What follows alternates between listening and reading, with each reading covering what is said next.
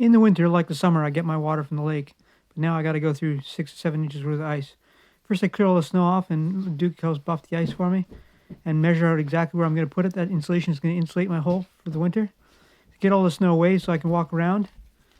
Then I score it with the axe, and then chop, chop, chop until I get through. I try to make it even, otherwise I get wet because it splashes once I get through.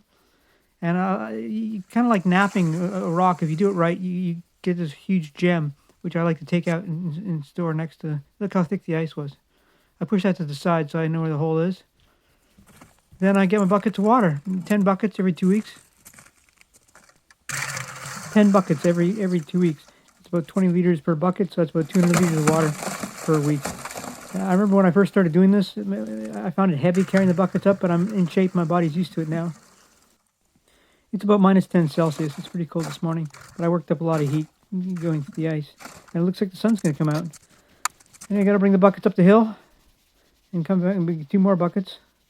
And I rinse and repeat until I got 10 buckets. Then I put the insulation back over the hole and fill it with snow. And and put a marker so I don't run it over by the skidoo or fall in. And that'll be good. When I come back to it a week from now, there'll only be 1.5 inches of ice to go through instead of the 7 inches you saw I went through here. But Duke wants to go for a walk, so I took him for a walk. I lift the buckets up on the dock, then I get under the dock and haul out my buckets. 5 trips with 2 loads, and I try not to spill water on my leg.